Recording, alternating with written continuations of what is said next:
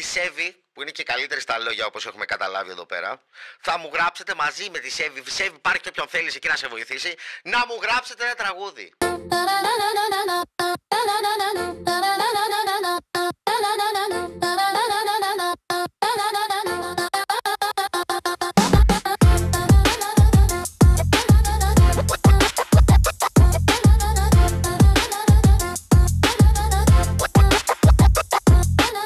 Μου ζήτησες να σου φτιάξω τραγούδι.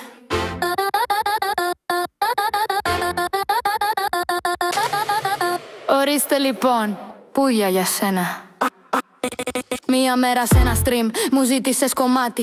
Κόσμο μάζεψα λοιπόν να μη σου μένει άχτη. Ψαχνόμασταν σε κολλιά το τι θες όλο το βράδυ. Γιατί μιλούσες γενικά μας έβγαλες το λάδι. 2 μέρες έτρεχα να βρω θεματική και στόχο. Μα στα τυφλά υπολόγιζα χωρίς το ξενοδόχο. Κι όταν κατάφερα να πω μάνα ίσως αυτό να θέλει, το track μου άκουσες εσύ και με έκανες κουρέλι.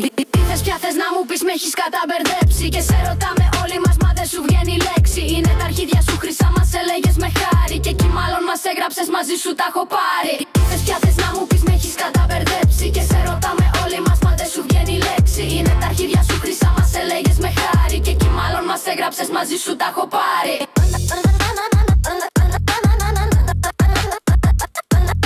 Μου είπες είναι ωραίο αλλά δεν θέλω αυτό. Κι όταν σε ρώτησα τι θες μου είπες ξέρω εγώ. Μήπως θείο σε πείραξε που δεν είχε τσιριμπομ. Να τα ακούς να χαίρεσαι τον μπάλε πανικό.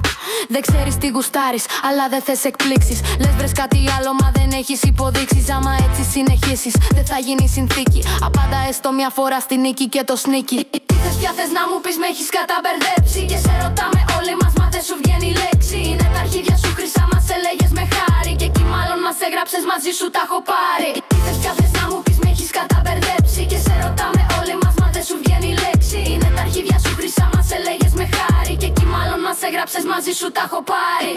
Είπαμε έχεις δουλειές αλλά εντάξει, βοήθα σε αυτό που ανατέθηκε. Αν πάντως ενοχλήθηκες με συγχωρείς, δεν το ήθελα μου ξέφυγε. Τι θες πια